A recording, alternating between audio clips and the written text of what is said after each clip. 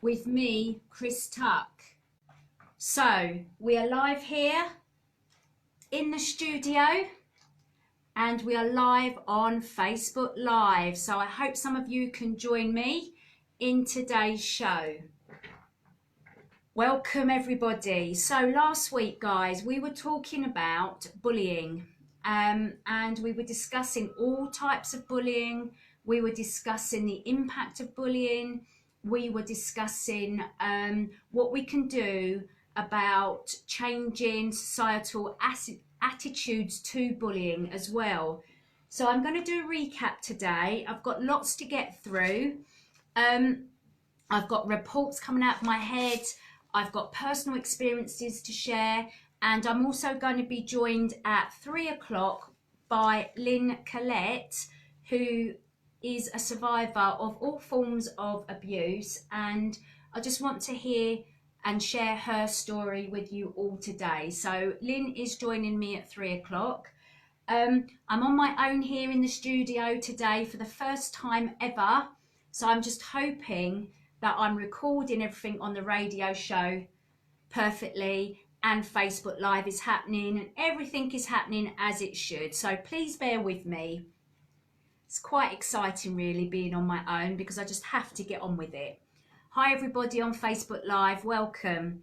So what I found is last Tuesday when I spoke about bullying, it took a lot out of me because I'm quite emotionally involved in this subject purely because I was bullied as a child myself, at home through childhood abuse and mental and physical and sexual abuse, and also at school, just because I was different really. And we're going to go into that quite a lot today, reasons why people bully.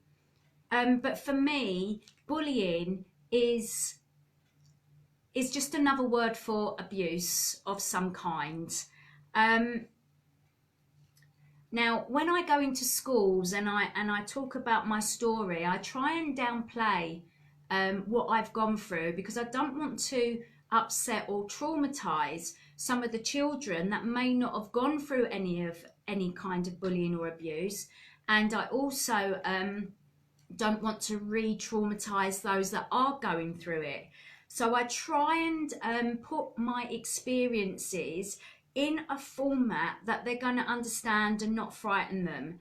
So I actually go in and do a bullying talk.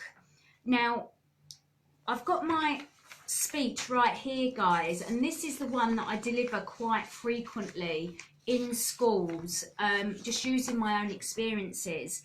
And I thought it was a good place to start with recapping what bullying actually is.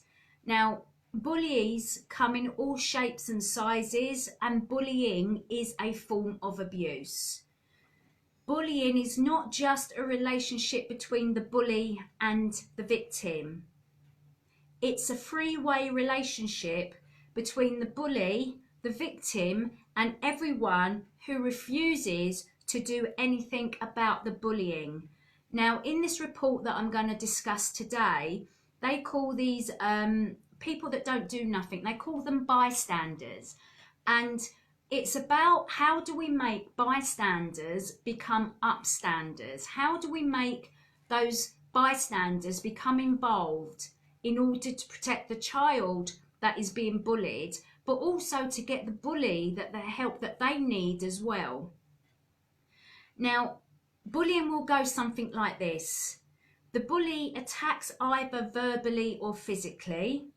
The target tries to rise above and do nothing. So, i.e. the victim tries to just ignore, walk away, or just try not to antagonize the situation. No one intervenes. The bully ramps up the attack either there and then, or a day later, a week later, a month later, 3 months later. The victim tries to rise above and again do nothing. Again, no one intervenes. The bully further ramps up the attack. Hi everyone that's joined me on Facebook Live and who you may be listening on Power Extra Radio. via the app, until finally the victim may strike back, and unfortunately the bully knows what they are doing and they want this to happen. They want a reaction. They want the victim to potentially to get into trouble and make them see that not even those in authority will back them. This is what most bullies are hoping for. The difference nowadays with social media is that bullies can follow their victims 24/7 via different social media platforms. And for some victims, there is no getting away from what is happening to them. So why do people bully? And again, we're going to go into this in more detail.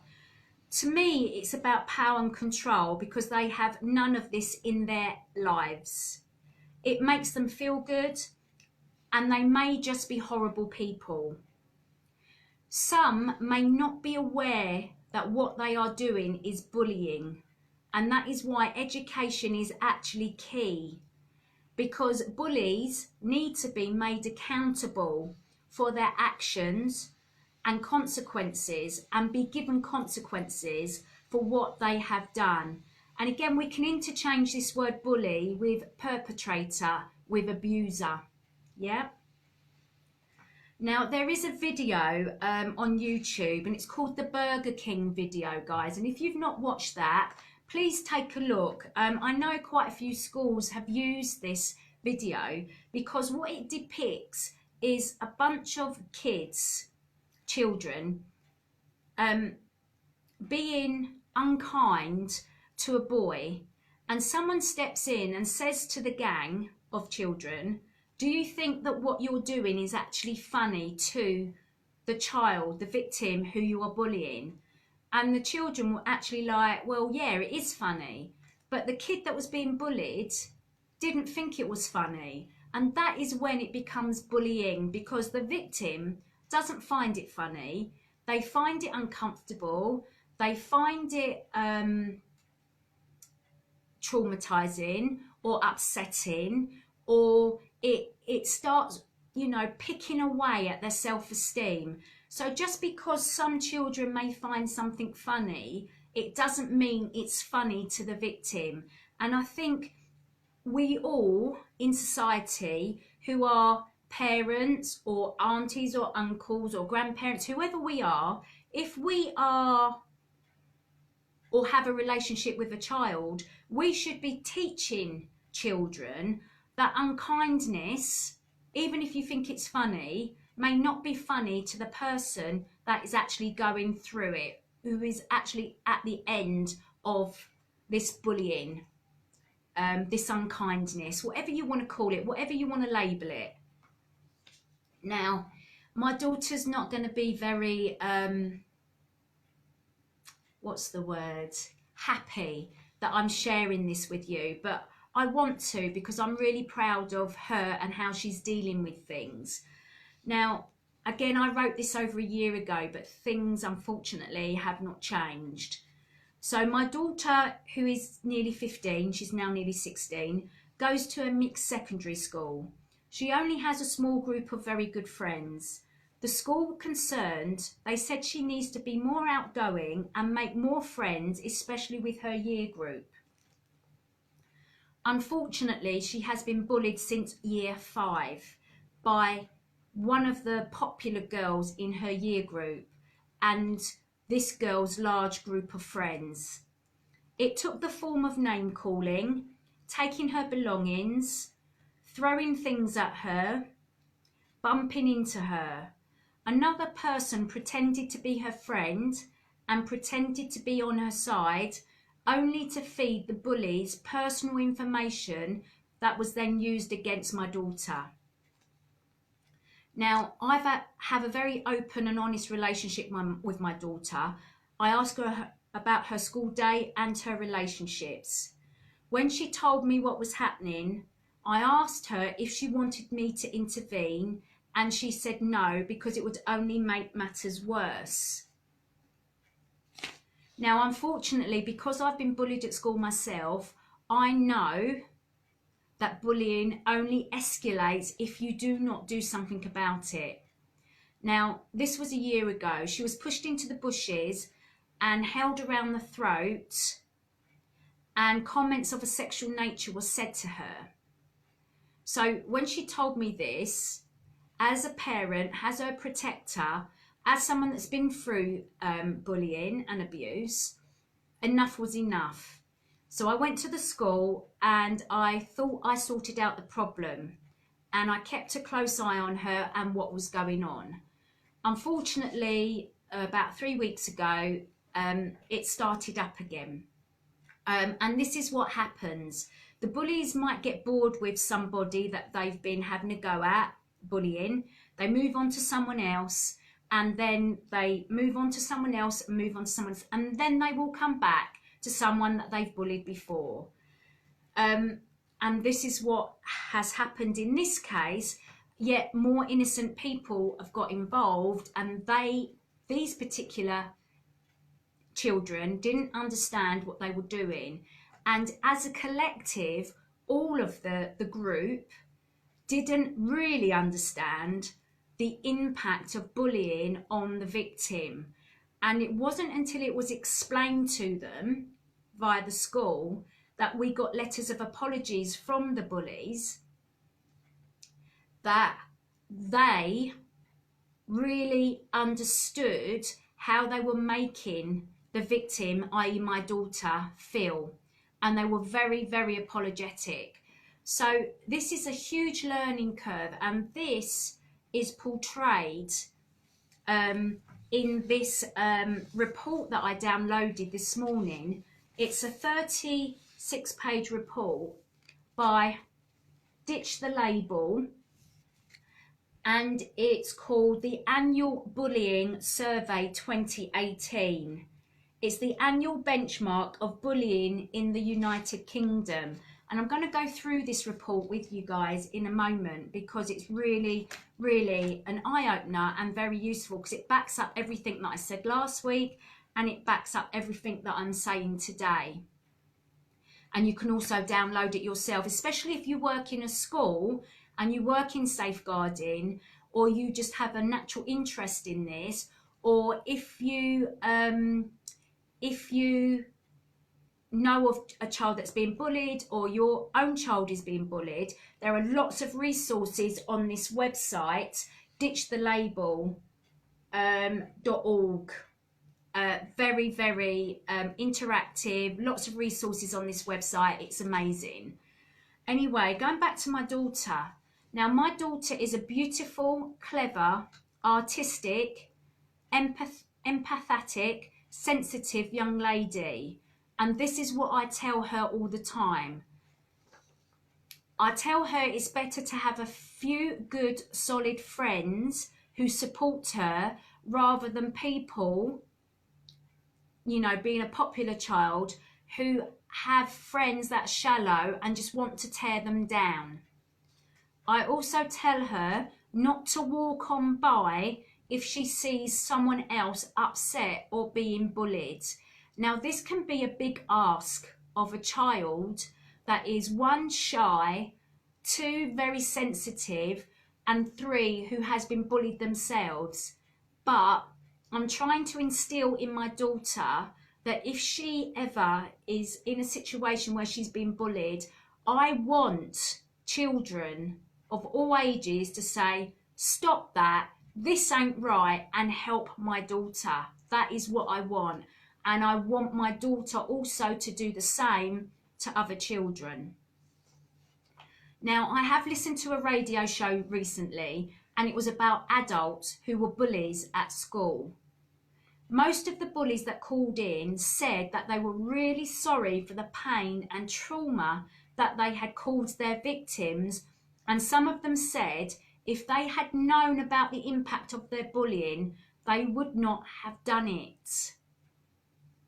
So that's why I think it's really important that all schools all schools have an issue with bullying of some form, in some shape, of some form. Now, their policy, their safeguarding policy, should say zero tolerance to bullying and abuse of any kind. And they should back up this policy with actually implementing a course of action that is needed, whatever that looks like. And I think part of that education for the bullies is to understand the impact of what they have done has had on the victim. And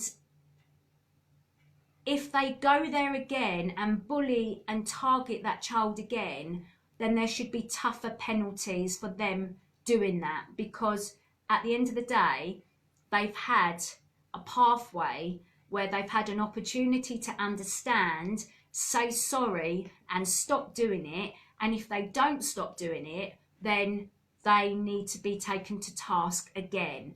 But it seems to me that adult individuals who were bullies as children, now they are adults, they understand people's feelings, they understand the impact.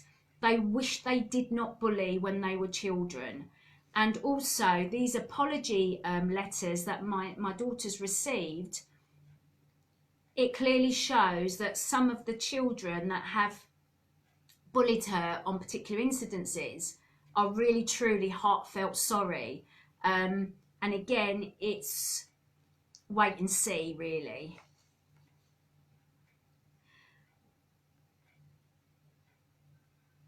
Now, this report that I read, guys, right, I don't know if you agree with this or not. I had to read it a couple of times before I stopped cussing. It says bullying needs to be dealt with, not just from the bully's perspective. The victim needs help to understand, learn how to deal with it, and how to stop being a victim and stop exhibiting behaviour that attracts bullies. But more importantly, the victim needs responsible adults to help and support them through what they are experiencing.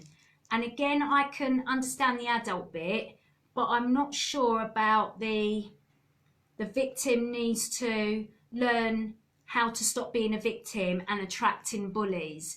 Because apart from sticking up for yourself, i.e. hitting back or cussing back, what does standing up for yourself actually mean? So I'd be really interested to hear your comments about that particular paragraph that I've just read out.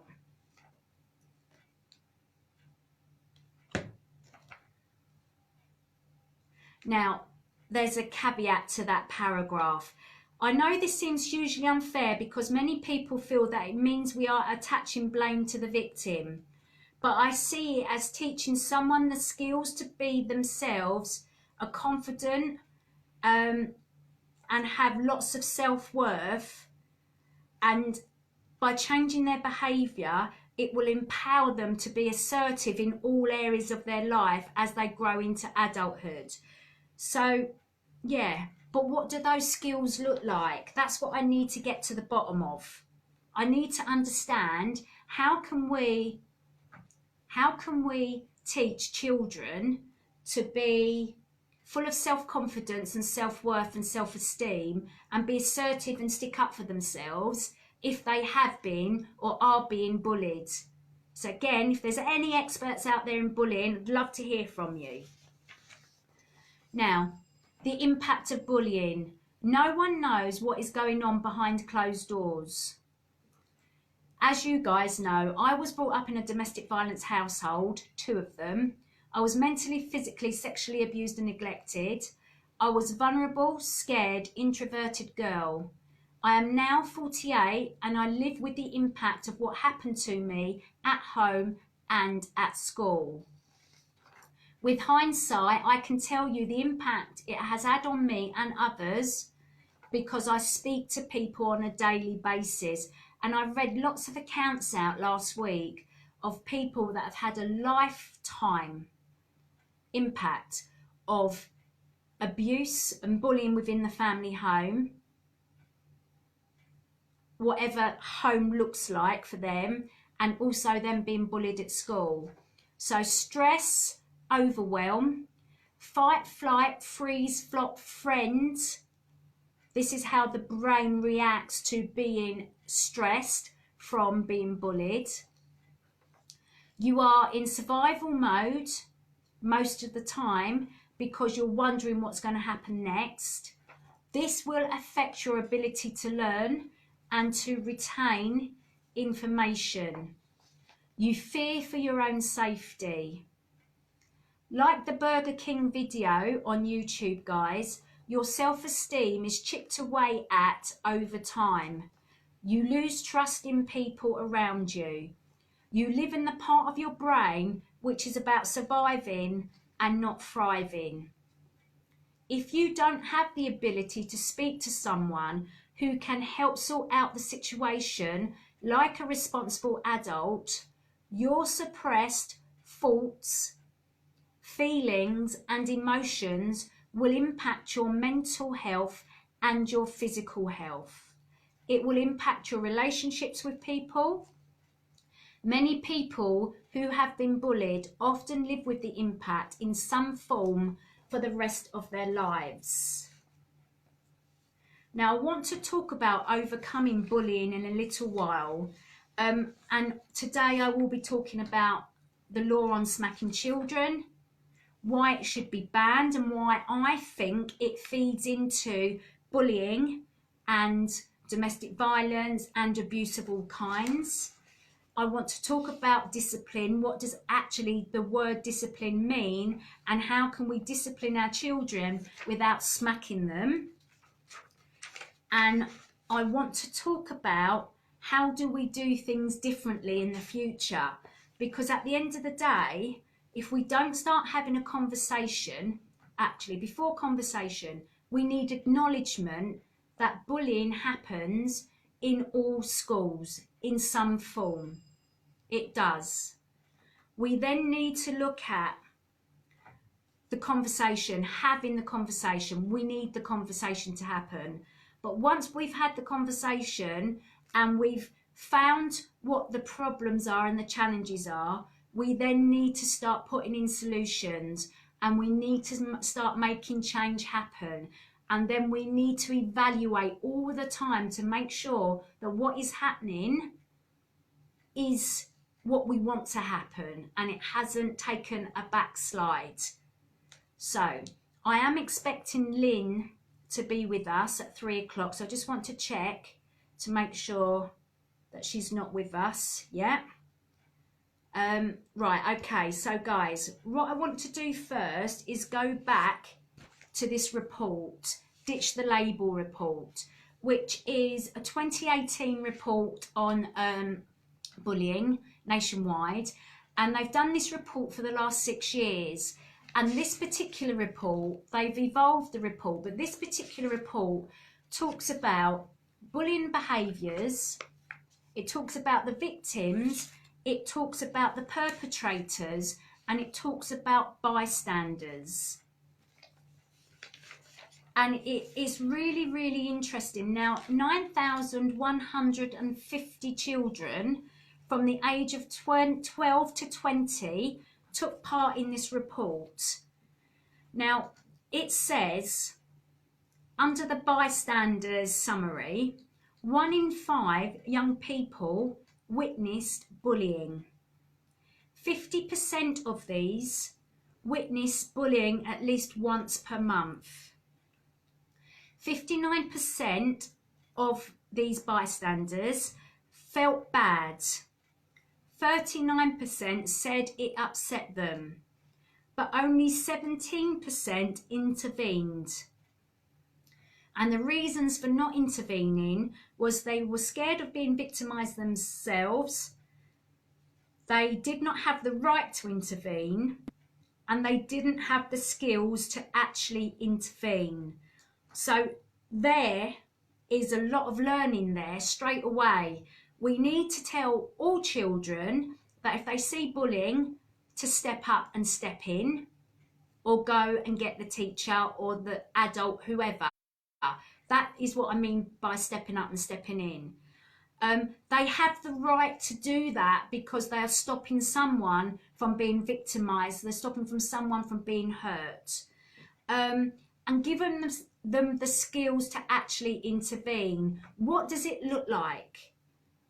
If you see a fight, if you see or hear someone being verbally attacked, if you see someone being physically attacked, what does it look like to intervene? What are the steps? This is what we need to be giving our children. Now, from a victim's perspective, the report said 60% of the victims were mental health was impacted. 1 in 2 made them feel depressed. 34% had suicidal thoughts. 11% attempted taking their own lives as a result. 28% self-harmed. 15% developed eating disorders. 21% played truant from school. So guys, we've got people that are bystanders that don't know how to help, and what they've seen impacts them. We've got the victims whose mental health and physical health has been impacted greatly in most cases. And then we've got the perpetrators, the bullies. 44%, apparently, according to this report, feel guilty. They have remorse for what they've done. However, this is really quite frightening. 1 in 3 felt in control. 29% felt powerful. So we need to look at that and we need to go, why do they feel out of control? And why do they feel in control when they're bullying? Because that needs to break. That cycle, we need to break it.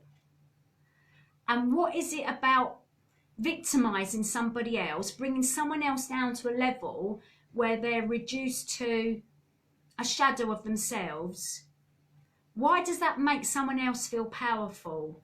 When we start having the answers to these questions, that's when we can start putting solutions in place.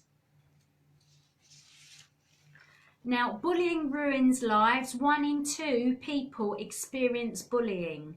So that's 50% of us experience some form of bullying. Now, this report, which I said is a brilliant report, guys, I think you should download it.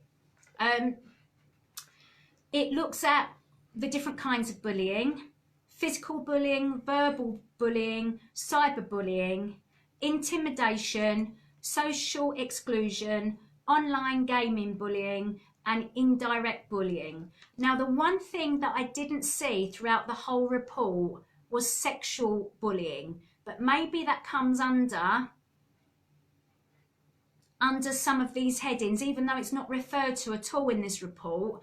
Maybe it comes under some of that, and then it's taken as sexual assault of some kind, and it's escalated to the police. I don't know, because that report doesn't refer to it. I will actually get in touch with the founders of Ditch the Label and find out why the report doesn't, or at first glance doesn't appear to address peer-to-peer sexual bullying, sexting and all of that kind of thing. Right. Now, the report was really interesting for me because, let me just read you some of these things, guys, that I've highlighted.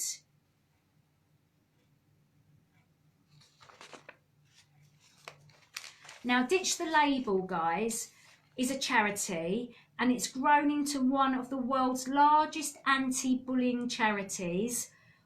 While the annual bullying survey has become a key resource for policymakers, charities, educators, and people wishing to make the world a better place.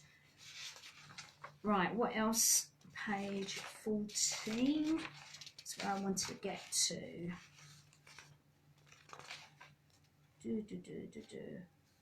Why do you think you were bullied?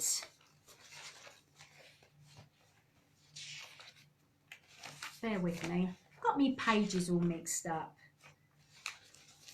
Why do you think you were bullied? That was one of the questions. 57% said attitudes towards my appearance. 40% said attitudes towards my interests and hobbies. 24% said attitudes towards the clothes I wear. 20% being accused of being gay, lesbian when I'm not. 19% attitudes towards my mannerisms. 18% attitude towards my high grades. 14% attitudes towards my low grades. 11% attitudes towards my disability. And it goes on. Low household income, high household income, sexuality, my race, my culture, my religion, my gender identity. So basically, you can be bullied for absolutely anything just because you're different. Now, how frequently were you bullied? 10% said daily. 13% said several times a week. 9% once a week. 7% once a fortnight. 10% once a month. So at least all respondents in the last 12 months, 51% have been bullied at least once per month. Now, want to talk to you. Who bullied you, it says, the report. 59% said a classmate. 33% said somebody at school I don't know. And this is what I was saying to you earlier, guys. My daughter had people bumping into her in the corridor, in the canteen, that she didn't know. But what the bullies had done is whispered in their ear something, a rumour or whatever, and then my daughter had people bombarding her from all corners, just bashing into her and sending her flying for no reason whatsoever. 33% said they were bullied by an ex-friend. 29% said they were bullied by a close friend. And again, my daughter was very close to a particular person, and their relationship broke down, and that person became one of the main bullies. And you know, this is all borne out by what I'm saying and what I'm reading to you. And 29% said they were bullied by an enemy. And there's a quote here. My closest friends turned me away so that they didn't get bullied. This is where we've got to teach our kids, guys, as parents or as a relative to a child. We need to teach our children that bullying's just not right. It's morally wrong. It has a massive impact on a victim's life. And therefore, you know, if they think that they're being bullied or they're going to be bullied and they've got to drop a friend because someone tells them to, that ain't the right thing to do. We need to be having these conversations with our children. Now, I want to read you a few people's stories from this report. Now, this is a male aged 14 from southeast of the country. I was really upset to see my little sister get bullied. I went to pick her up with my dad, and while he was speaking to her teacher about her getting picked on, I turned around to talk to her and saw her getting pushed on the floor and getting verbal abuse from other pupils at her school. When I saw this, my heart dropped to my stomach. I ran over to her as fast as I could. I separated everybody and shouted at the people who were picking on her. I picked her up onto my shoulder and stormed off and told my dad about it. To this day, I make sure she is safe and that nothing bad ever happens to her. Female, aged 13, from London. I used to bully someone because my friends pulled me to do it with them, so I joined in. I felt really guilty, so I decided to stop, and they stopped too. And then we told our teachers, and I got 1 week without break or lunchtime. So there are some children, and I would like to think it's most children, who know it's morally wrong and are truly guilty, sorry, ashamed, whatever words you want to say, make them stop. And I think it just takes one strong person in a group of people to say, hang on a minute, this ain't right. Stop doing this, for them to follow them. Like it takes one strong person in the group to bully and drag all the sheep along with them. It takes that one strong person to say, no, this isn't right. If you're going to be my sheep, follow me and let's do the right thing. Yep. Okay, so it's because of my physical appearance and because I'm Asian that I am bullied. Sometimes people make fun of me and ruin my belongings, but I don't tell my parents. When I get bullied, I would have breakdowns and try to ditch classes. I would try to ignore the situation, but it only got worse. I would feel stressed and paranoid, and I was hoping I would survive another day of school and wear a smiley mask. Our kids should not have to do this. School should be a safe place. Home should be a safe place. We as parents, as adults, should be listening to what is happening to our children and stepping up and protecting them, either from being bullied or to step up and stop other people being bullied. Make sure your child is not a bystander. Make sure they become an upstander, guys. Let them show the way. It was horrible. I got bullied and turned away because I had different thoughts and opinions on things. Even the way I dress and how I like to talk, such as my makeup and hair. My closest friends turned me away so that they didn't get bullied. And the stories just go on, guys, and they're just heartbreaking. Physically punched and kicked and pushed for no reason at all. I didn't tell anyone because I thought it would go away, but it just kept going and affecting me. I told my form tutor and he sorted it out. This didn't happen again afterwards, but he hasn't owned up to it yet. Throughout school, I have had a tough time with making friends and being socially accepted. I feel like I am excluded all the time, and sometimes I even feel invisible. I get sent messages online telling me to kill myself and that the world will be a better place without me. And one day, I did try to kill myself because I just felt so unhappy and just didn't see what the point was anymore. Now I'm getting help with CAMHS, and they are helping to deal and cope with my depression and anxiety due to bullying. That is absolutely horrific and absolutely disgusting that a child, age 16, but there are others here, guys, you know, from the age of, I don't know, 6 upwards, where children are being brought down to their knees. They're feeling suicidal. They've tried to commit suicide. Some have committed suicide, leaving their families distraught about what the hell is going on. But some of them didn't know what was going on for their children. So we need to have open dialogues with our children. We need to make sure that they are safe when they leave us. We need to make sure that if our child is a confident child, that they know how to stop bullying, how to be an upstander and not a bystander.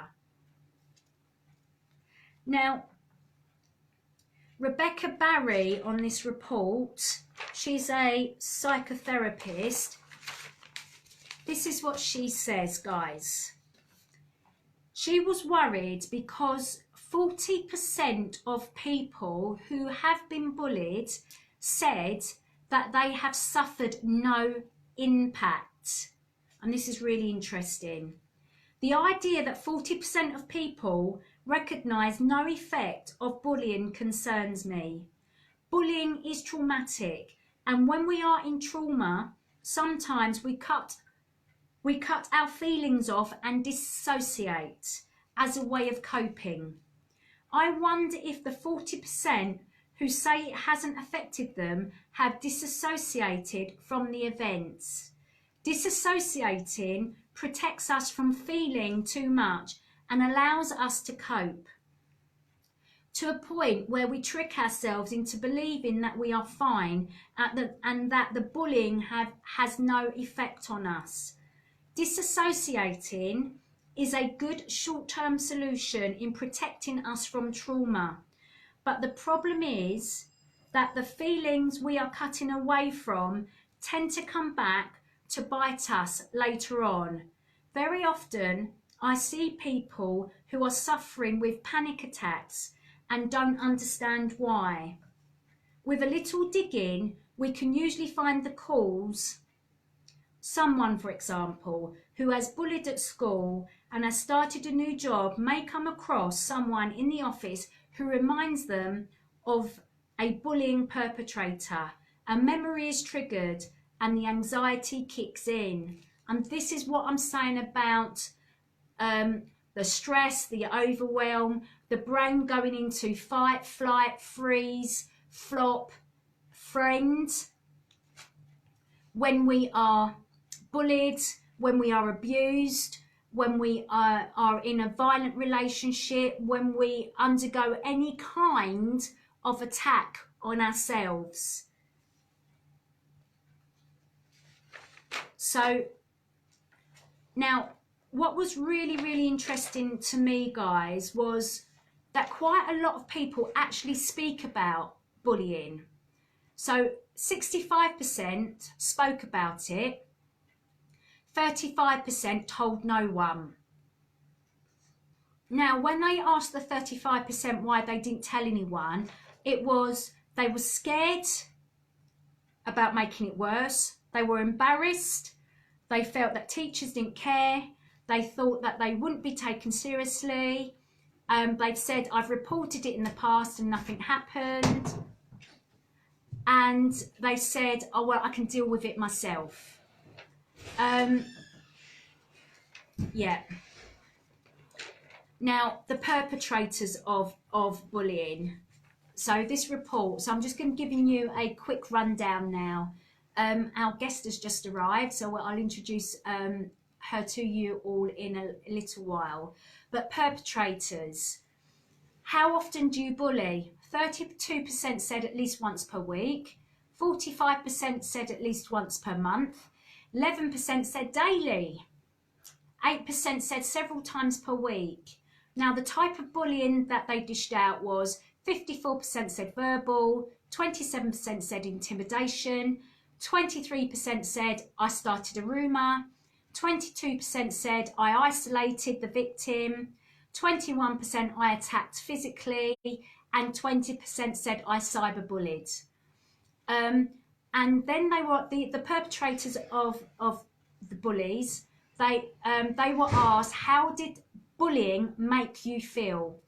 44% said guilty, 42% said angry, 36% said in control, 32% said upset, 29% said powerful, 25% said indifferent.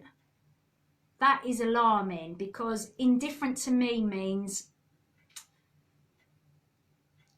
they really don't grasp either being powerful or being not powerful. They're just completely just don't know. And I think that's quite a that one needs watching and needs digesting a bit more. 16% said numb and 9% said jealous. So this is perpetrators of bullying, guys. How does it make them feel? Now, how many people have you bullied? 36% said 1, 14% said 2, 10% said 3, 14% said, oh, I bullied more than 11 people. And then they were asked, why do you bully? Why do you bully? Again, this won't come as a shock to many of you. Why do you bully? They deserved it. I don't like them. It's funny. It helps me deal with my stress and my anger. I'm not happy. To make my friends laugh. because the victim is an easy target, to scare them, to prevent others from bullying me. It made me feel good about myself. I want what they have, to be noticed by others. I mean, it comes to something when our children think that they can go out and bully another individual because of these reasons. It's up to us as parents to start really teaching our children how to be kind, how to be respectful, and, you know, just, if you can't be kind and respectful of other people, just to walk away and leave people alone. That's what we need to start doing and teaching our kids. And we need to be role models and doing that ourselves as adults. Then we go into the bystanders, guys, in this report.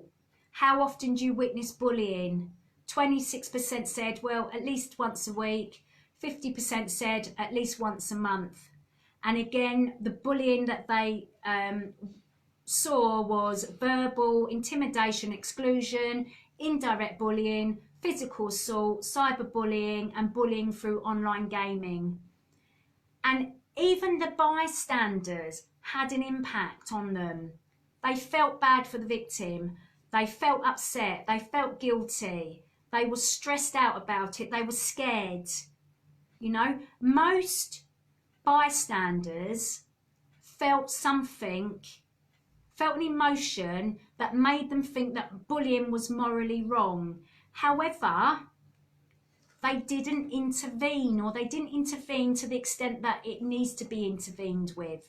So 51% said they sometimes intervened, 17% said they always intervened, 23% said rarely, and 9% said never. And then they were asked, how did you intervene? Told the person to stop, I told an adult, I spoke to the victim, I attacked the perpetrator, which again isn't really one of the things that I want to promote, but sometimes it is the only thing that makes people stop. Now, some people said they were frightened of intervening because they didn't want to be bullied themselves. What happened when you intervened? They were asked. Well, the bullying stopped, the victim felt better, or the bullying continued, the bully got into trouble, I was told to mind my own business, others stood up to the bully when I said stop, I got bullied, I was physically attacked. But the higher percentages, guys, were the bullying stopped and the victim felt better. And then the bystanders were asked how they felt after they intervened. I felt good about myself. I became friends with the victim. The teacher said I'd done the right thing. I gained friends. A small percentage said they lost friends, and a small percentage said I ended up being bullied. But the higher percentages, I felt good. I became friends with the victim. I did the right thing. I gained friends. So this is what we need to be telling our children, that not to be a bystander, not to be someone that joins in, but to be an upstander and take a stance against it. Now, the ones that did intervene said they felt it was the right thing to do. They felt bad about the victim. They wanted to help. They wanted to take a stand. They were angry at the bully. Now, Professor Stein Bowman, let me just read you this, and then I'm going to play a tune or two, and then I'm going to introduce Lynn to you all. Professor Sherry Bowman, sorry, that was my handwriting, Sherry Bowman, says, recently there has been an increase in recognition that bystanders play an important role in the dynamic of bullying. We know that when bystanders intervene, they can be effective at stopping the bullying. The findings from this survey are unique in that we see both why youth do intervene and what stops them from doing so. It is encouraging to see that most people who intervene do so for moral reasons. The vast majority of those who intervened reported positive outcomes. Among those who do not intervene, the data confirms what many have suspected. They don't know what to do, and they worry about being a target themselves. The more witnesses who intervene, the stronger the message to perpetrators. For those who do not intervene because they believe it is not their business, we need to convey the message that bullying is everyone's business, because even witnessing bullying causes distress, and bullying pollutes our psychological and emotional environment. I couldn't have summed that up better myself, really. And as I said to you at the top of the show, guys, at the top of the show, was that bullying is a form of abuse. And abuse within the family home, whether it be mental, physical, emotional, or sexual, or all forms of abuse. Abuse within in a relationship, whether it be coercive control, whether it be domestic violence, whatever the label is you attach to it, is bullying, is abuse, is bringing someone down, is making them feel not 100% a human being, is eroding their self-esteem, is attacking their sense of self. It is not right, and it should not be tolerated. And we as adults should be role models for our children. We should be having conversations with our children about, not being bullies, standing up for children, or even us as adults, training ourselves to stick up for those who are being bullied or beaten up in the street, maybe. But making sure that we know what we're doing. Sometimes sticking up for somebody, especially if it's like a fight in the street and you're frightened of getting hurt yourself, is picking the phone up and calling the police. You're not being a snitch. You are not being a grass. You are being someone that is morally just in what they're doing, in protecting the person at the end of the verbal abuse, the physical abuse, the sexual abuse, or whatever abuse it is. That is where we need to be as a society. Okay, right, guys. If you're on Facebook Live, please go have a wee and tea break. I'm going to play a tune, and then I'm going to introduce Lynn to you all. Bear with me. So the music this week that I'm going to be playing is When the Going Gets Tough.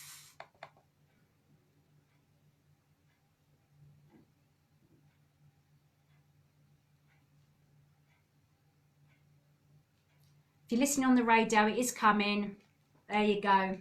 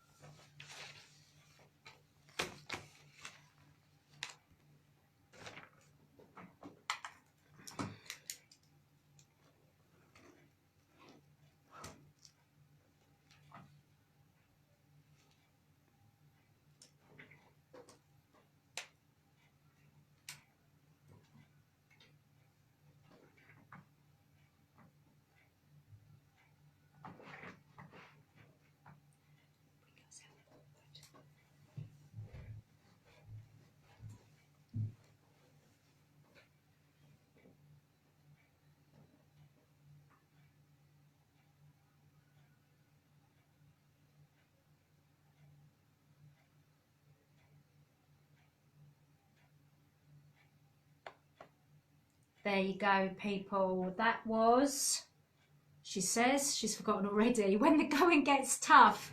Just have a little break, and I think we're just going to have a little break every sort of like 15 minutes or so with a tune, just to break it up, because it's quite heavy stuff, and I can talk for England. Okay, so in the studio now we have my friend Lynn, and Lynn's just going to introduce herself, but I just need to make sure that I've got the camera in the right place. So I'm just switching the camera around. Yes, Lynn, we've got you in the right place. So I'm just going to move that to there so we can see your lovely face. How are you? Fine, thank you. Fine, thank you. That's fine. So tell everybody who you are and why you're here.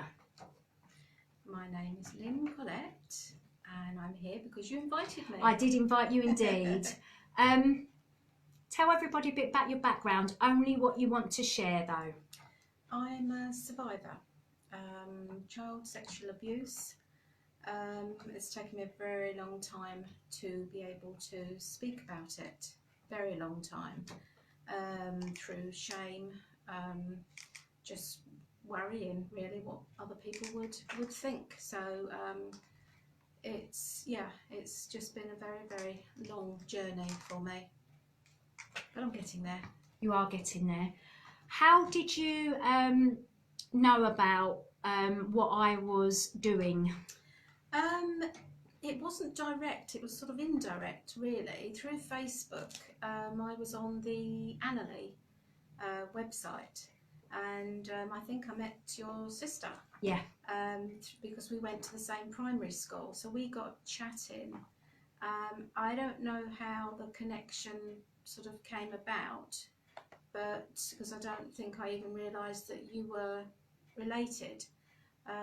But there was just something that must have, I think it was through Diane's poetry, yeah, that I connected, that she had this similar background, and then it must have been said, or you, there was some connection, and I realised about you.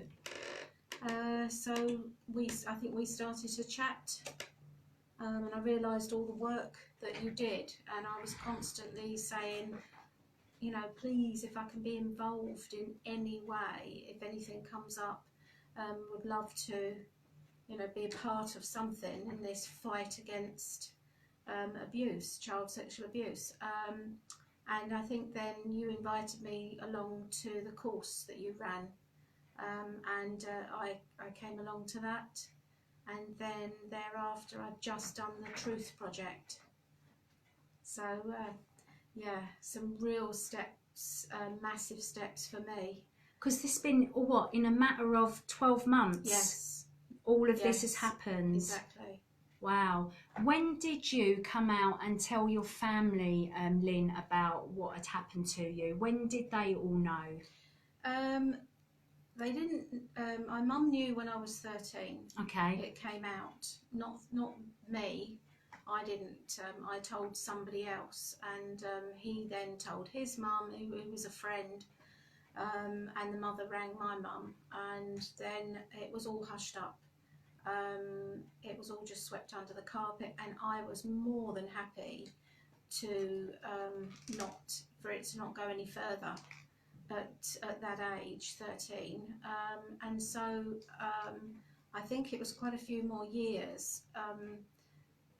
And I think my sister was quite sort of instrumental in telling the rest of the family, but it was not accepted. It was, you know, I was told that I was exaggerating, or that, you know, I deserved it in some way. So it's taken a very, very long time, and even to this day, you know, I've got whole members of my family that are not speaking to me. I'm not saying it's directly to do with this, but it's indirectly. The patterns, the dysfunction, it is still operating within my family. And I've come forward now, and I'm standing strong against, you know, anybody and everybody, shining a light on this. And of course it's rocking the boat within my family, so they're all busy trying to, you know, shut me up again. because it's just it looks bad on them, and I'm not trying to make anybody feel bad. That's not my. I'm not trying to do that. But what I'm trying to do is, I think, get recognition that I wasn't helped. I was just made to feel even more ashamed as I was when it first happened. And it's just taken me a whole lifetime to get to this point, and I'm certainly not going to stop now. And you shouldn't have to either. No. Okay, excuse me a minute. So much that you've just said there about your family not wanting you to speak out, and I think that comes down to reputation as well. We're talking about the reputation of the family, and we're not talking about just we're talking families from all cultures. They don't want this perceived shame to be brought on the family. And institutions, they all want to protect their names as well. So just bringing in a few other things here while Lynn is talking about this reputation. For example, Lynn just spoke about the inquiry. Now, the inquiry are doing a public hearing into the Nottingham care homes in October. And the Nottingham CSA survivors, who have got their own group, who have been lobbying, who have been saying to the councils for years and years and years now, this happened, but you are not acknowledging it. You are putting your reputation before the safeguarding of children, and now as adults you're still not listening to us. It's taken their very last breath, and so many people have been mentally and physically impacted. Some people have taken their lives, and only yesterday did the council put on their website, deep within their website, embedded in an apology to all victims and survivors of abuse that happened within the Nottingham care homes. And it's despicable because they didn't even have the front to make it a public announcement. It was embedded. So that makes the victim survivors feel like they've got to fight for everything, every bit of truth that they want out there heard, and fighting for their support and all of that. It's hard work, such hard work. Now, when you some of the family members are not talking to you, some are. Yeah. Did you? I know you've got children. When did you tell your children about the abuse you suffered? How did you, and how much did you tell them? It wasn't me so much. My husband, he told them bits and pieces as they were growing up, which I didn't agree with, because I didn't feel that it was appropriate. But that's what he felt at the time was the right thing to do. I don't know. I was hypersensitive about their protection at all times. Probably a bit. I was a bit OTT, maybe, I don't know. I didn't care, but I was very aware of patterns. I was very aware that, the chances of someone being abused could then go on to be the abuser. I was terrified of that because I kept thinking, I honestly thought if I showed or I felt any signs of wanting to inflict harm on my children or any other children, I would have to kill myself. That is how I felt. So I just armed myself with knowledge and tried to learn as much as I possibly could, to make absolutely sure that I wasn't going to pass it down to my children. But they have, I can't say they haven't been harmed, not physically, but mentally. They've been scarred because I'm a survivor, and it's taken me this long to realise what that actually means. How it infiltrates your very being in every aspect, academically, in every which way it affects you. And if you're not aware of it, you can't do anything about it. So it did affect my children. I was very, I was always on autopilot, I think is the right word. I was always distant. And they maybe at times, and they have told me this, that they felt that I wasn't there. I was physically there, but I wasn't emotionally, because I was always on hyper alert, hyper vigilant, and always looking, worrying, anxious. So never in the moment. Never in the moment. I could never enjoy the moment, and that has had a big effect on them. And they're still, both of them, quite. They have anxious problems and abandonment. They both have abandonment issues, which hurts me, because I would, I never ever wanted to inflict anything onto them. What does an abandonment issue look like? Well, I have it as well, and it's the feeling of not being wanted, not being loved. So if you're not present, you can physically be there in a room with a child, but you're elsewhere. Your mind's elsewhere, your eyes are elsewhere, you're not engaging. So they don't feel like they are wanted.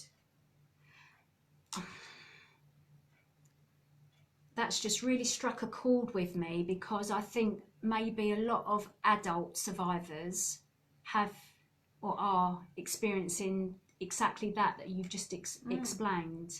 And this is what I mean about breaking the cycle of not passing on the impact down to our next generation.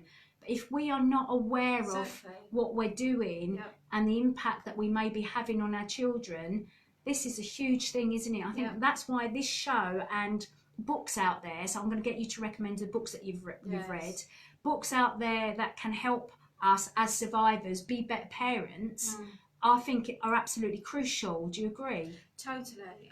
I mean, it's something I recognised very, very early on, that intellectually I had to understand. I had to understand about myself, and I had to understand about abuse. Why does it happen? Was I going to pass it on?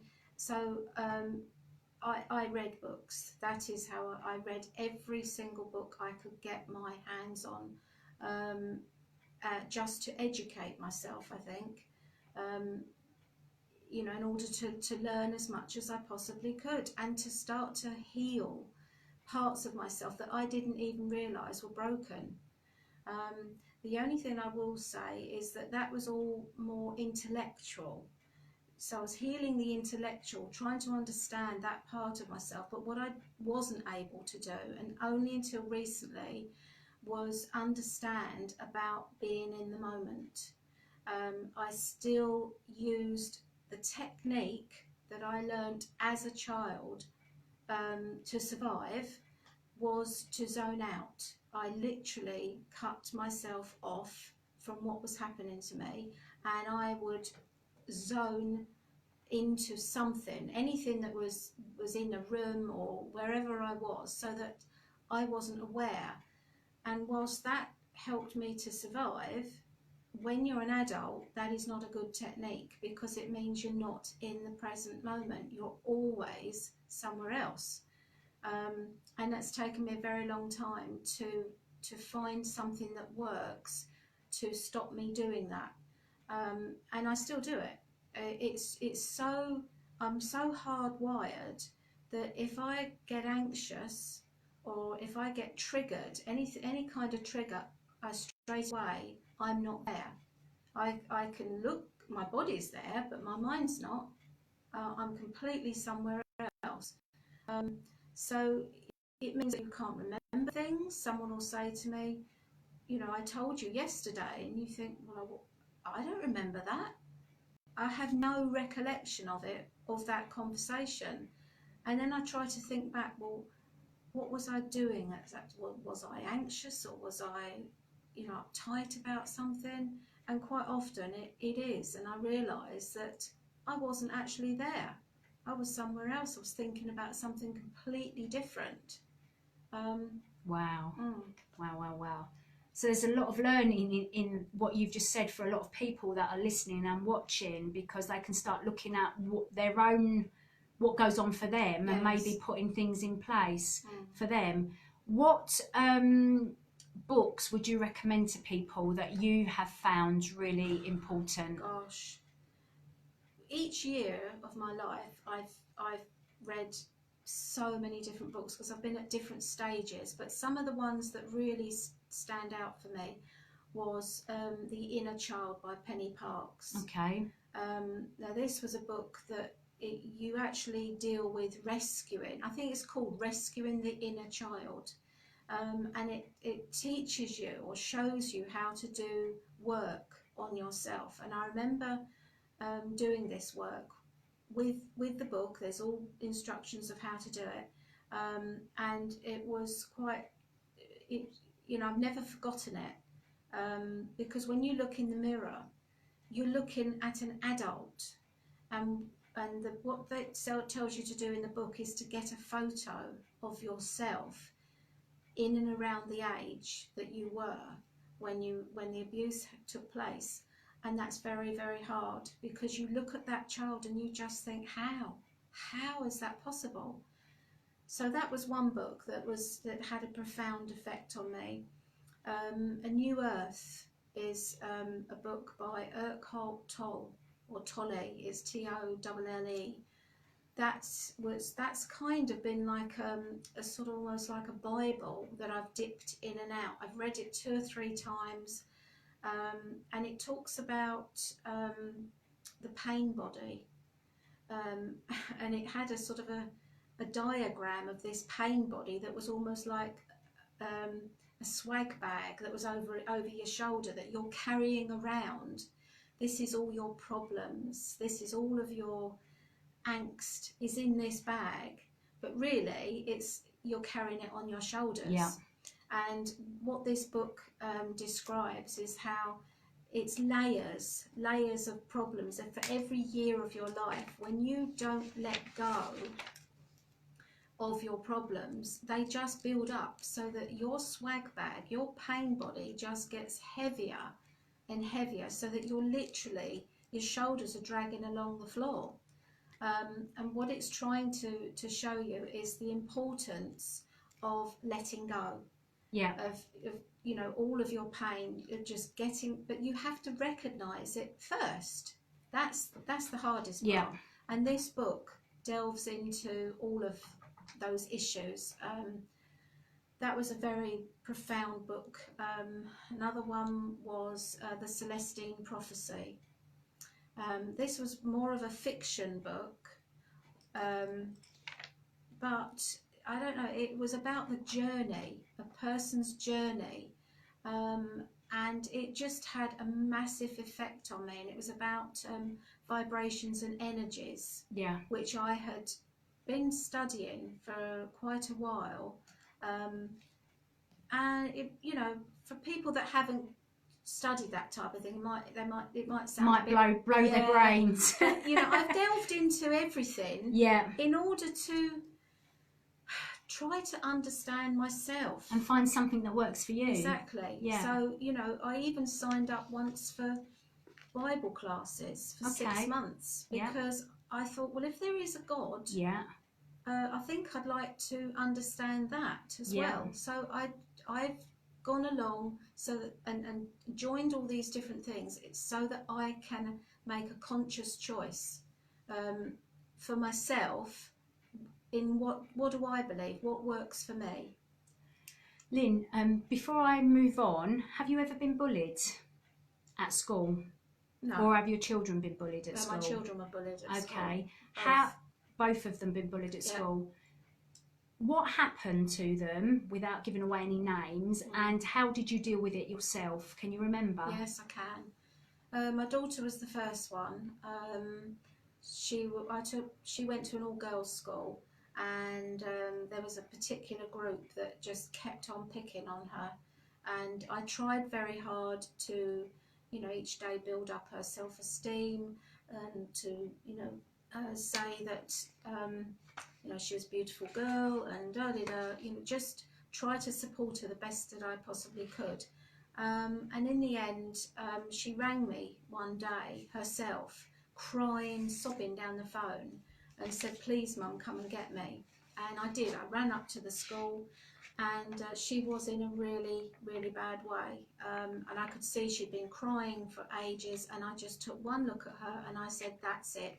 You will never be coming back to this school." And I just took her out, and the school said to me, "You can't do this." And I just said, "I've repeatedly told you my daughter was being bullied and you've done nothing to protect her, so I'm taking her out of school." And they said, "You can't do this." And I said, "Well, you just watch me." And I did. And I kept her home until I found a good enough school. And that was it. And what I wanted to get through to my daughter was that I was there for her and that I was going to protect her, and I took her seriously. She says to me that I didn't do it soon enough, but how do you know? I did it when I did it, when I felt that it was the time to intervene, and that was it. I got her into another school. And was she happy at the next school? She was happier. Yeah. She did still have some bullying. Yeah. But I always dealt with it. I tried to always deal with everything as seriously as it was said to me. Yeah. I went and saw teachers and so on and so forth. But I think it goes back to, again, that the basic ingredients of parenting were missing. So it goes back to what happened to me, that I wasn't able to give them something because of what had happened in my childhood. And so both my children were open to bullying, unfortunately. Do you truly feel that? I do. Okay. I do feel that. Yeah. And I think that is one of the reasons, guys, why I wrote Parenting Without Tears book that you can download off of Amazon just for £1 or two. I think it's just £1. You can download this guide, because as survivors of childhood abuse specifically, we are not given the tools that we need to grow up as well-rounded individuals, knowing everything that we need to know. No parent knows everything. Parenting, you learn as you go along, but if you are brought up in a loving, nurturing environment, then you are given certain tools that you're not given if you're not. So that when you do have children, you are streets ahead of those of us that didn't have that kind of guidance and learning and encouragement and empowerment and all of that stuff. So that was written specifically to help survivors of abuse become better parents. And I'm not saying we're not good parents, because we are good parents. However, we do need to make sure that we are breaking the cycle and not passing our stuff down to the next generation, as Lynn has described and I've described week after week after week. Now, your son, what happened to your son? Well, I got him into an all-boys school. Because he had problems in primary school, and I recognised that there was problems. I was always up the school trying to deal with it, and so I thought, well, going to an all-boys school would be good for him. Well, it wasn't. He was bullied. He came home every day with glasses broken, bag stolen, trousers that were split, and just horrendous things. And he spent most of his first year with a secretary who took him under her wing, and he was constantly ringing me. I did act far quicker than I did with my daughter, because she had already been through it. I thought, he's not going to stay in this school. So I took him out and kept him home with me. Until I got him into a mixed school, and he was so much better, much better. Good. But it's learning, isn't it? Hindsight's a wonderful thing for all of us, but it's the learning as well. So with your second child, you knew the signs more straight away, you knew how to deal with it better, and you took the action on it. And that's what life's about, isn't it? We don't get things right all of the time, but as long as we keep striving to try and get things right is really important. Yes. Now, guys, I want to talk about now smacking. And I don't know what Lynn's opinion is on smacking, and I don't want to put on the spot, but what I want to do is just talk about the law just generally, and what was in the news last week, and why I think that any violence that is shown to children can then lead on to other violence. So that's why I am against smacking.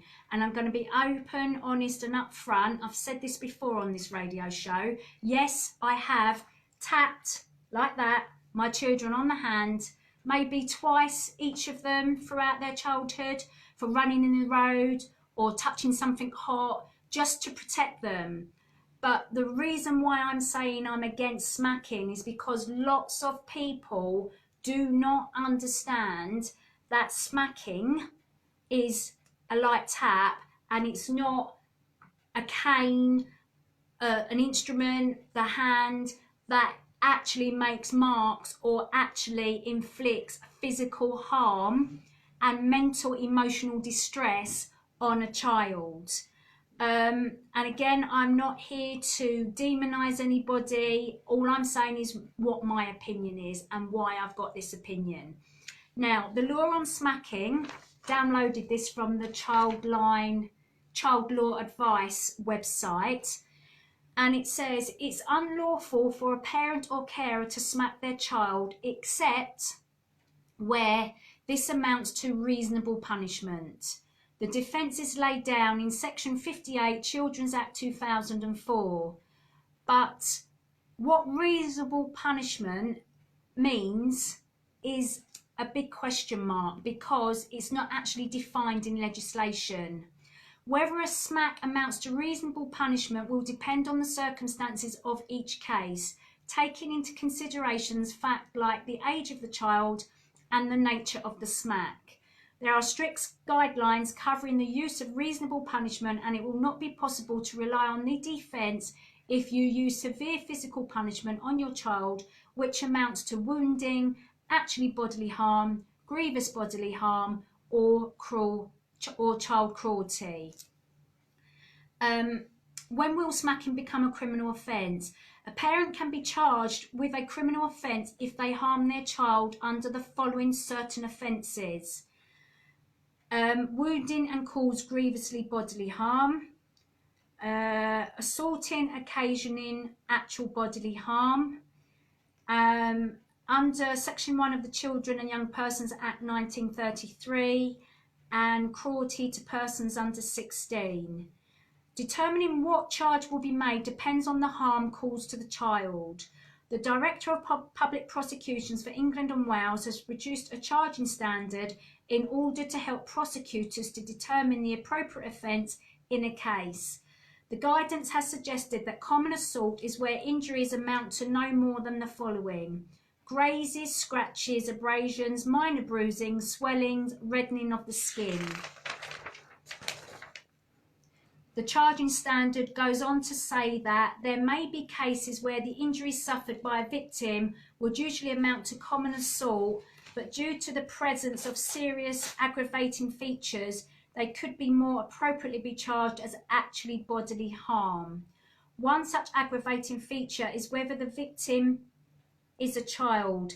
Even in such cases, however, prosecutors are nonetheless required to bear in mind that the definition of assault occasioning actually bodily harm requires the injury to be more than transient and trifling. Then it goes on to say what is actually bodily harm, ABH, what is grievous bodily harm, GBH, and this is what the NSPCC say. It can be tempting to think a smack sorts out incidents like disobedience and biting. However, it does nothing to teach your child how you want him or her to behave. Instead, it gives a bad example of how to handle strong emotions. It may lead children to hit or bully others. It may encourage children to lie or hide feelings to avoid smacking. It can make defiant behaviour worse, so discipline gets even harder. it leads to a resentful and angry child and damages family relationships if it continues for a long time. All parents have behaved in ways they regret at times, shouting or smacking. If it happens, say you are sorry, make up and try again. This teaches the child a valuable lesson. Now, calls to ban smacking. There is huge pressure from different organisations in the UK to change the law relating to reasonable punishment. Organisations such as the NSPCC and 11 Million campaign are asking for a complete ban on reasonable punishment. Now, in the news this week, smacking children should be banned to protect mental health, psychologists say.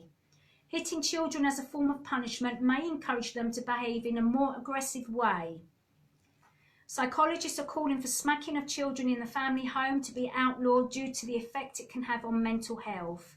A motion has been put forward to the Trades Union Congress, TUC, from the Association of Educational Psychologists, AEP, urging the government to acknowledge that physical punishment can have negative long-term effects on a child's development.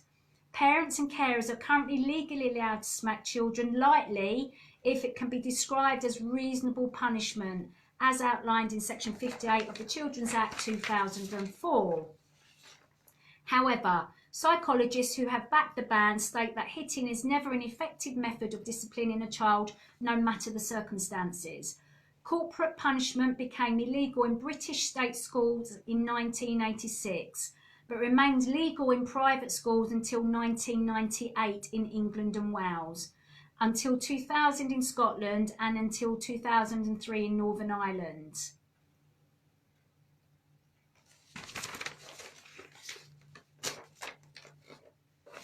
Okay, hang on a minute. Mr. Hoo-Hoo. John Drazik, President of the AEP, outlined how smacking impacts a child's mental health and perpetuates damaging messages about violence. Again, children may become more aggressive and act in a violent manner. And there are several countries where a full ban on smacking children is already in place, and this includes Sweden, Ireland, Spain, Germany and Portugal.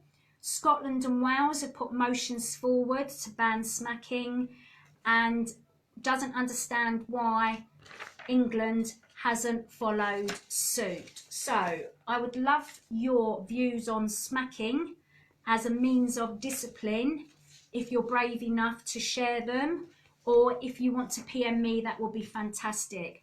But I truly believe, growing up in a domestic violence household, being beaten very regularly by 4 caregivers made me very angry, made me volatile. Bullying at school heightened all of this. I then lost my temper, and I nearly ended up putting a girl in hospital because of my temper, because everything came on top of me. And that poor girl, again, I wrote this in my book, she got everything that day. She could have quite easily have gotten killed by me, because I had no control over my temper whatsoever.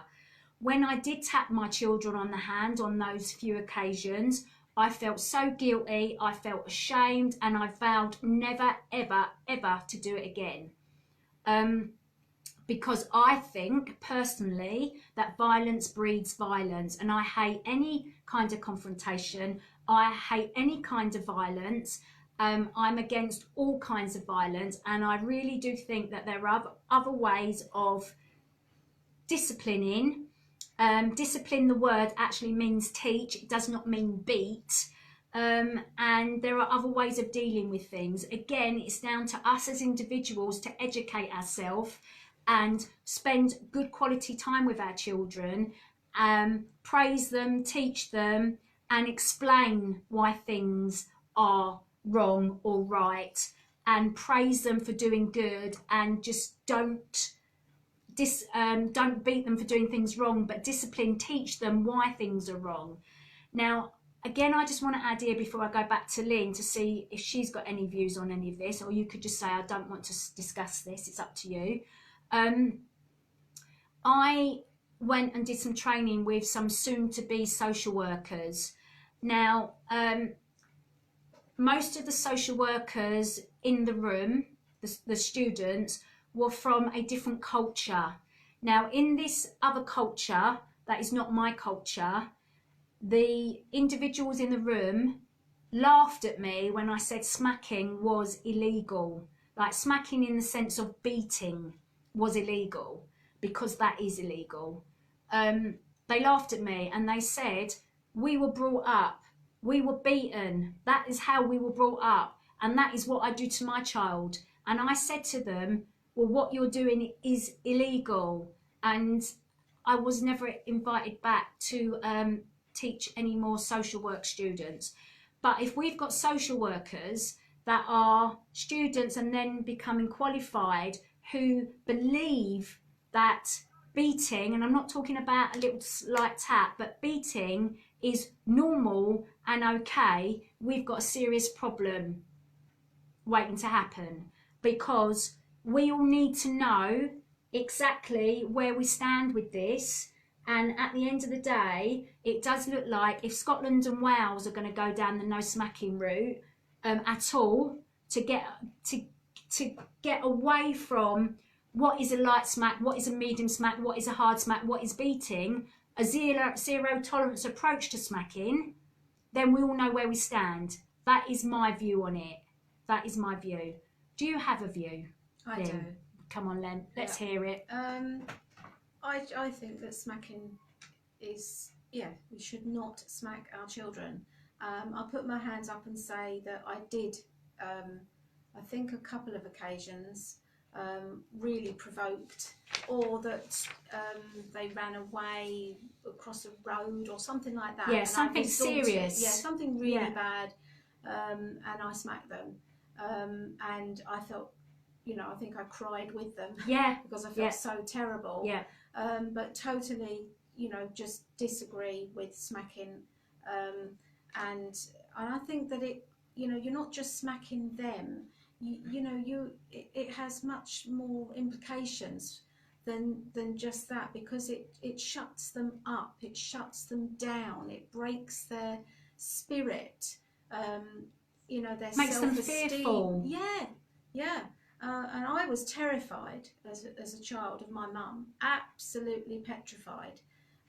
So much so that if there was something that went wrong, or we did something wrong, and my mum said, well, who did it? I used to pass out because I was so afraid. Right. And that's what smacking does. Yeah. It makes you afraid, so that when the worst thing happened to a child, who did I have to turn to? Nobody. No one. And my mum in later years actually said once, well, it never did you any harm, did it? And I said, well, it did. It did do us grave harm, because I couldn't turn to anybody when the very worst thing happened. And that's what I believe that smacking does. Yeah, you're so spot on. But again, guys, just having this conversation, and Lynn and me, same age, roughly. Our parents beat us.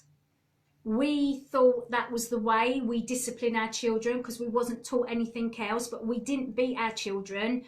We gave them a light smack because of what they were doing, i.e. they were touching something that was too hot, or they ran into the road or something that was dangerous to their lives. We felt bad. It triggered us. So we tried to break the cycle and find a different way of dealing with it. And I think that as we move through understanding the impact of mental, physical, sexual harm, abuse does to our mental and physical health, this is just an involvement. And we're evolving on to making sure that we keep our children as safe as possible. But that means there's new learning to be had for all of us as parents. How do we then discipline our children to make sure that we are not destroying their self-esteem, that we're not keeping them fearful of speaking to us and, you know, being able to talk to us about, as Lynn said, you know, when the abuse happened to her, she had no one to turn to speak to anyone, because that door had been shut. Because whenever we was naughty, we didn't want to speak out because we would just get silenced and shut up again. Yeah. Yeah. That's it in a nutshell, isn't it? Yeah, and that's why we feel that smacking, zero tolerance to bullying, zero tolerance to abuse, zero tolerance to smacking, finding new ways of dealing with our ways of parenting. Now, I've got this from Family Lives website, guys, and it's called Discipline. Information and advice for parents and families. Now, discipline is about teaching children how to behave, as well as helping them understand the consequences of their behaviour. Children need clear boundaries to feel secure. By disciplining them from an early age, we provide them with the opportunity of understanding our values, as well as what is expected of them within the family, school and wider community. Discipline is not about punishment. Ideally, it begins from the earliest stages in a child's development, with parents and adult carers helping children to understand what is right and wrong, whilst creating a secure place from which to experiment and learn about life. If discipline has not been part of a child's life from the start, it can still be implemented. It's important that a child's main carers are consistent in their approach to discipline. This creates greater security for your child, and it's helpful if other important people in your child's life can share and reinforce your view.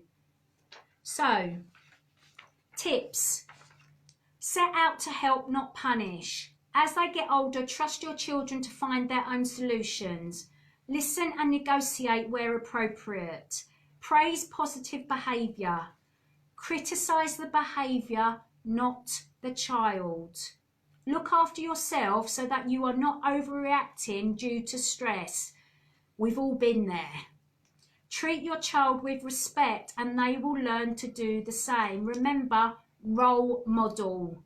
They will copy you. They will learn and listen to what is going on, what is being said, and what is not being said. Use humour when at all possible. Don't be afraid to ask for help when you need it. So there's some tips and tools and strategies. And you can download that, guys, from the website that I just said, Family Lives website. Okay. Family Lives website, which is a registered charity. Just trying to find their www.familylives.org.uk, and there's loads and loads of information on there that you can get to help you if you want to go that way. Right, guys, we've literally got 10 minutes left, and I want to talk about what can we do differently, how do we move forwards, and we've sort of like talked about that throughout, really, but I just want to wrap it all up. Parenting, being positive role models, because children will learn from their environment. They will emulate their parents. We did, and we got some things wrong, but we've put it right because we've become educated. We didn't like how we felt, and we didn't like how it made our children feel. So we are trying to break that cycle and change things. No smacking, discipline in a different way. Download your thing from the Family Lives Matter. And education, it's absolutely key in all of this. Right. So, how can we learn to be different? How can we help each other not to suffer in pain and not to suffer in silence? You have to be responsible for yourself and your actions. You need to be more mindful of what the person who is different to you is going through. We need to start looking out for each other. We need to make sure that we're not excluding anyone. So if you are a young person at school, for example, you need to start inviting those lone children into your friendship circle. We need to make sure that we know what the school bullying policy says and what the process is to report bullying if we see it. If we see a bully in action, and that can be in the playground, in the home, or in a relationship, an adult relationship, we can tell them to stop. And if this culture is adopted by all of us, then it really is an easy thing to implement, but we need to start practicing it. Now, bullies and abusers, perpetrators, they thrive on silence. They thrive on making people fearful of them. And if we all just stand to the side, be a bystander and not an upstander, and we do nothing, we are sending out a clear message to the bully, to the abuser, to the perpetrator, that what they are doing is okay, and it is not okay. We need to learn about each other's differences. There is not one person in this world that is the same. We have different DNA, different cultures, backgrounds, religions, abilities. Some may be academic, some may be artistic, some may be practical. We all have different experiences in life. And when we make true, loving, supportive friendships, relationships, all of these differences should be celebrated and not picked apart. We don't have to be friends with everybody. In life, there's just some people you don't get on with for many reasons, but that doesn't mean we have to be superior or better than them. If we have no words to say, no kind words to say, or we just don't gel with people, then we can just smile, or we can just walk on by, because that costs nobody anything. So just because someone is different to you, if you can't appreciate their differences, you need to learn to leave them alone, let them be. We never know how much stress that person is under. And if they are being bullied, if they are being abused, this or what you're doing could have an even more devastating effect upon them. So that is all that I want to say on this subject. I've got a poem to read if I've got time in a minute, but I do want to go back to Lynn and see if there's anything that she wants to add after me reading all of that out.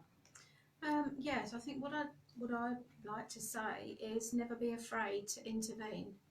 I have done it many times now, and I couldn't care less what that person thought of me. If I think that someone is being bullied, harmed, or anything like that, I have actually knocked on doors. Because I've heard somebody screaming and shouting, and I thought a child was being hit. If I was wrong, then I'll apologise. But if I was right, I may have stopped that child from being harmed. And I've even done it in the street. If I've seen a person smacking a child and I've been told, I've been sworn at, but I don't care, because I would never want another child to feel like I did as when I was little. So I will always intervene and stand up for what I believe in. And I think that's my message. Brilliant. For everyone. Thank you. Is there anything else that you want to say that you've not had the chance to say? Probably, and I'll remember it on the way home. And then you write it down and you can come back, okay? All right, because I'm sure there's loads that you've got to say. Now, I wanted to speak to Lynn really about overcoming abuse as well, and I'll be covering that next week. And as I said, I might get Lynn, see if she's free next week to come back, because Lynn has a fantastic way of dealing with her abuse, if that's how you want to phrase it. And I'm not going to give it away now. I'm going to invite Lynn back to talk about overcoming abuse, overcoming bullying next week. I think we need to really dedicate a whole show on how we deal with leaving the scars behind, how we start to heal, how you know, we're all different and there's different ways of healing. So I think the whole show next week is going to be about overcoming and or living with what we've gone through. And I'm going to talk from a child's perspective, an adolescent's perspective, and an adult's perspective. Okay, that's next week's show. So I'm just hoping, I'm looking at Lynn, I'm just hoping that she can come back next week. I just want to finish up with a poem that I wrote, guys. How dare they, how dare you? How dare they tell you you're stupid, you're ugly, you're thick, you will never amount to anything. Everyone hates you, no one loves you, no one wants to be your friend. Don't look at me, you're not worthy.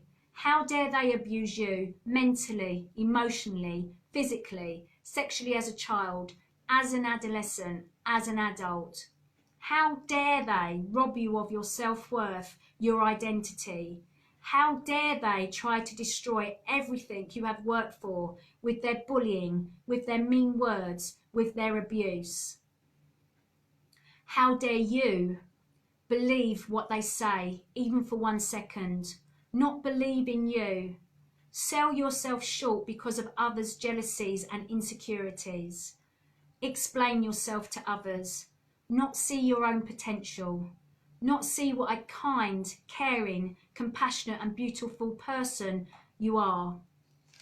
I dare you to follow your dreams, your path, your passion, your purpose, to be you, your authentic you, to love yourself for all you are, the good and not so good, your compassion, your empathy, your honesty, your integrity.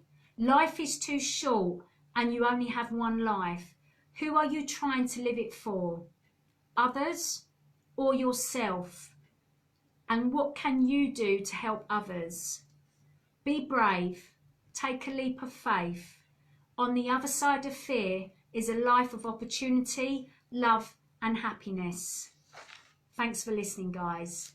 Cheers. See you next week for the overcoming bullying, abuse, impact on mental and physical health and wellness. Thank you for joining me. I'll answer your questions later. Let's say bye to Lynn for the last time. Bye-bye.